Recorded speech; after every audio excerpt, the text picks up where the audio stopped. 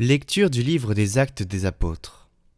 Le jour de la Pentecôte, Pierre, debout avec les 11 autres apôtres, éleva la voix et fit cette déclaration. Que toute la maison d'Israël le sache donc, avec certitude. Dieu l'a fait Seigneur et Christ, ce Jésus que vous aviez crucifié. Les auditeurs furent touchés au cœur. Ils dirent à Pierre et aux autres apôtres, « Frères, que devons-nous faire ?» Pierre leur répondit, « Convertissez-vous, et que chacun de vous soit baptisé au nom de Jésus-Christ, pour le pardon de ses péchés. Vous recevrez alors le don du Saint-Esprit. Car la promesse est pour vous, pour vos enfants, et pour tous ceux qui sont loin, aussi nombreux que le Seigneur notre Dieu les appellera. » Par bien d'autres paroles encore, Pierre les adjurait et les exhortait en disant, « Détournez-vous de cette génération tortueuse, et vous serez sauvés. » Alors ceux qui avaient accueilli la parole de Pierre furent baptisés. Ce jour-là, environ 3000 personnes se joignirent à eux.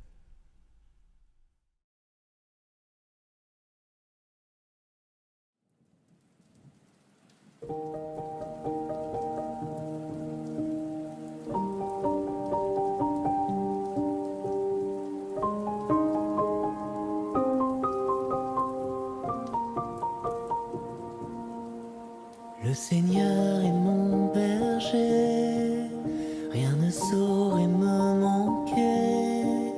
Sur des prés d'herbes fraîches, il me fait reposer. Vers les eaux tranquilles, il me fait revivre.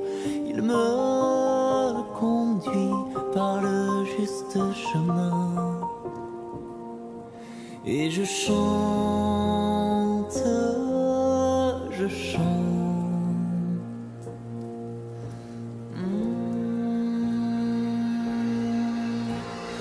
Alléluia,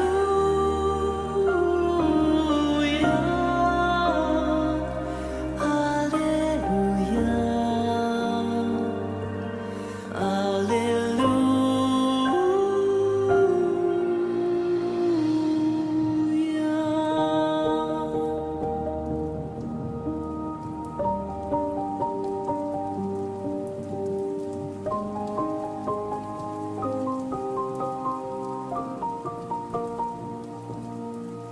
Même si je traversais tous les ravins de la mort, je ne craindrai aucun mal,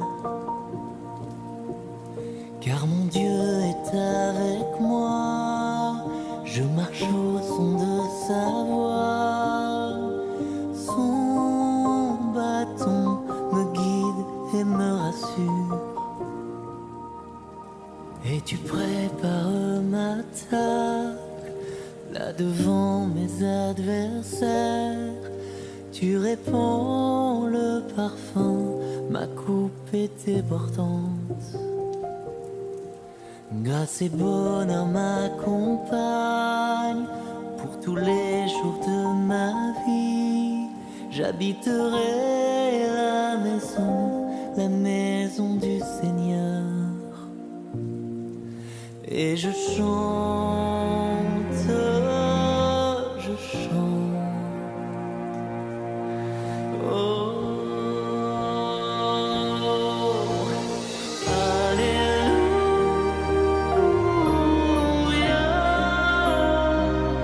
Alléluia, Alléluia.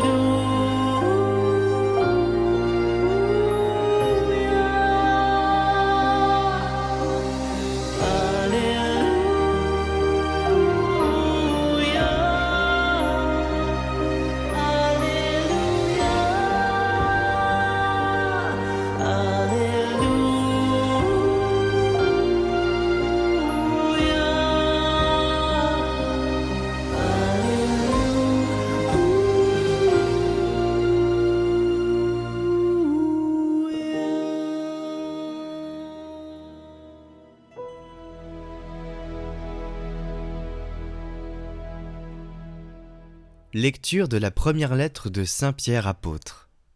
Bien-aimés, si vous supportez la souffrance pour avoir fait le bien, c'est une grâce aux yeux de Dieu. C'est bien à cela que vous avez été appelés, car c'est pour vous que le Christ, lui aussi, a souffert. Il vous a laissé un modèle afin que vous suiviez ses traces. Lui n'a pas commis le péché. Dans sa bouche, on n'a pas trouvé de mensonge. Insulté, il ne rendait pas l'insulte. Dans la souffrance, il ne menaçait pas. Mais il s'abandonnait à celui qui juge avec justice. Lui-même a porté nos péchés dans son corps sur le bois, afin que, morts à nos péchés, nous vivions pour la justice. Par ses blessures nous sommes guéris, car vous étiez errants, comme des brebis. Mais à présent, vous êtes retournés vers votre berger, le gardien de vos âmes.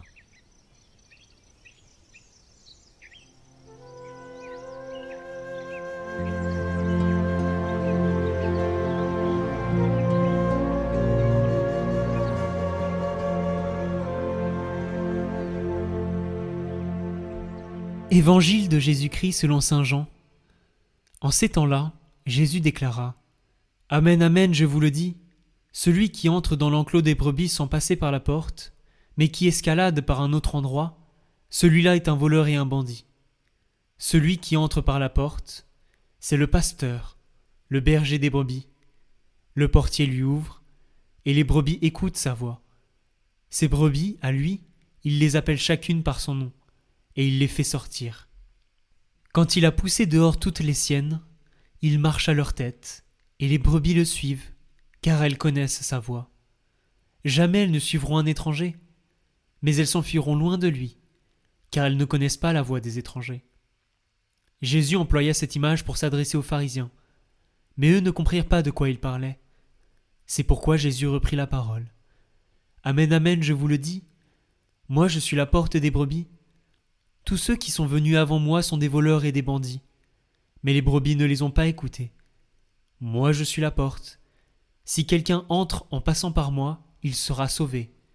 Il pourra entrer, il pourra sortir et trouver un pâturage. Le voleur ne vient que pour voler, égorger, faire périr.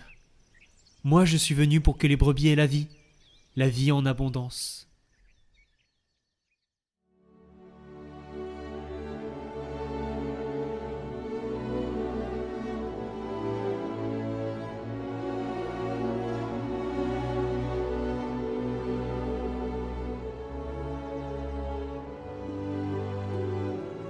Amen, amen, je vous le dis, moi je suis la porte des brebis, si quelqu'un entre en passant par moi, il sera sauvé. La porte, tel est le thème central de l'évangile de ce 4e dimanche de Pâques, dimanche du bon pasteur, dimanche des vocations. Moi je suis la porte, si quelqu'un entre par moi, il sera sauvé. Chers amis, je vous propose simplement 3 considérations sur ce mot-clé de l'évangile, Jésus est la porte. Premièrement, cette porte est exclusive. Il n'y a qu'une seule porte. Jésus ne dit pas « je suis une porte parmi d'autres ». Non, il dit « je suis la porte ». Il est la seule porte d'entrée. Nous ne pouvons pas avoir accès à Dieu autrement que par lui. Jésus prétend à l'exclusivité. « Moi, je suis le chemin, la vérité et la vie. Personne ne va vers le Père sans passer par moi. » En dehors de Jésus, l'accès est impossible. Cette prétention à l'exclusivité va complètement à l'encontre de notre société pluraliste. Aujourd'hui, il est de bon ton de croire qu'il y a plusieurs portes, plusieurs chemins, plusieurs vérités. Et si personnellement, je ne détiens pas la vérité, je sais que le Christ est la vérité. Si personnellement, je me sais limité, imparfait et pécheur, je sais que Jésus est la porte qui ouvre au ciel. Autrement dit, il est l'unique moyen du salut. La tolérance, l'écoute et l'accueil de tous, qui sont un véritable enjeu de civilisation en ce moment, ne doivent pas pour autant nous faire oublier cette vérité de foi. Comme l'enseigne saint Pierre dans les Actes, il n'y a pas sous le ciel d'autre nom, autre que Jésus, donné aux hommes, par lequel nous devions être sauvés, car il est le Seigneur de tous. Deuxièmement, cette porte est une invitation à entrer. Jésus nous dit « Si quelqu'un entre par moi, il sera sauvé. » Il n'y a qu'une seule porte, mais tous sont invités à entrer.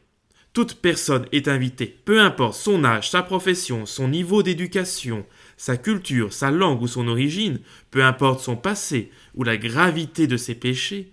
Jésus ne dit pas « Je suis un mur qu'il faut escalader ».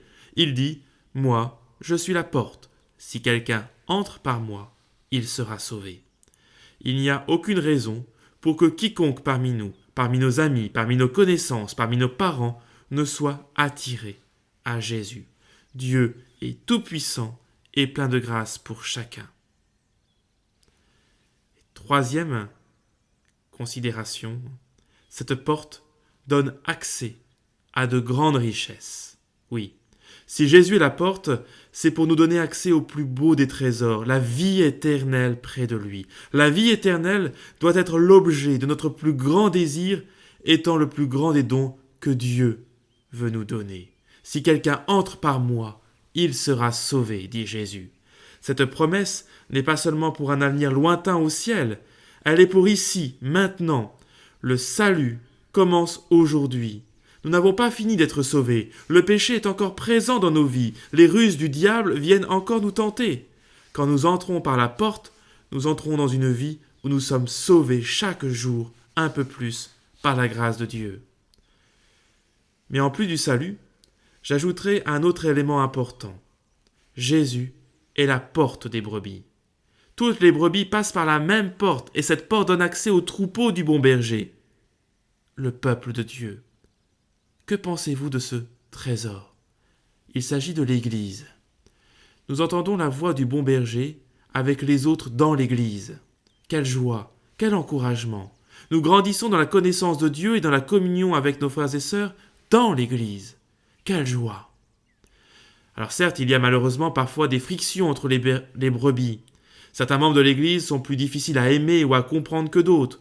Rappelons-nous que Jésus est la porte de toutes les brebis. Gardons l'esprit tout ce qu'il a fait pour que nous puissions entrer et vivre ensemble dans une même communion. Il est mort pour moi, il est mort pour mon frère, il est mort pour ma sœur à mes côtés, il est mort pour ce pécheur. Il promet à chacun de nous le même salut. Donc nous avons tous à entrer par la porte qu'est le Christ. C'est un chemin pour chacun d'entre nous et c'est à chacun de faire ce pas vers le Christ. Chers amis, je ne peux conclure cette méditation en ce dimanche du Bon Pasteur sans vous inviter bien sûr à prier avec foi, avec insistance l'unique Bon Pasteur, d'éveiller les vocations dont l'Église a tant besoin. Comme l'écrivait le pape Benoît XVI, c'est seulement dans un terrain spirituellement bien cultivé que fleurissent les vocations au sacerdoce et à la vie consacrée. Nous le savons, cette vocation à tout quitter pour le service de l'Évangile n'est ni facile à comprendre, ni facile à assumer, et pourtant, depuis des siècles, des générations d'hommes se sont levés et se sont offerts tout entiers, à plein temps et à plein cœur, pour que l'Évangile soit transmis, que le ministère du Christ soit accompli, que le pèlerinage des hommes et des femmes de ce monde se poursuive vers la vie éternelle. Jésus seul est la porte, mais les prêtres et religieux ont pour mission de nous y conduire.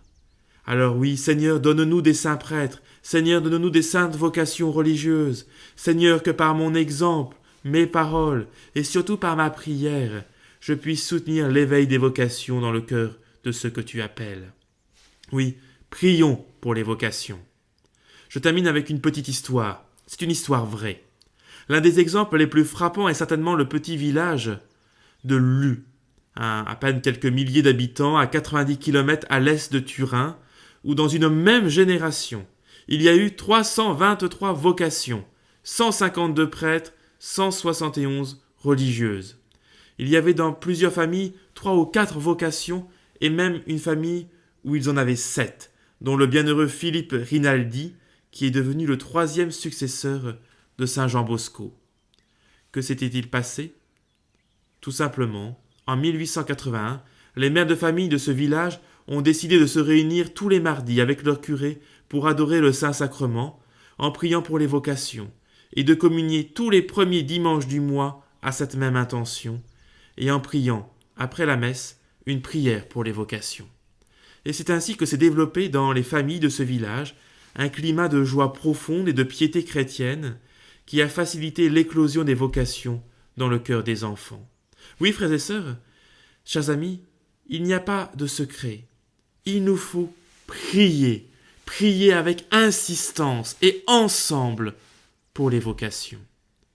Seigneur, aujourd'hui, eh bien, nous te demandons de bénir tous ces jeunes qui sont au séminaire, en propédeutique, au monastère, tous ces jeunes qui vivent une année pour Dieu, une année de discernement, tous ces jeunes qui, dans le secret de leur cœur, réfléchissent et s'interrogent sur leur vocation, tous ceux, peut-être, qui ont peur d'y répondre.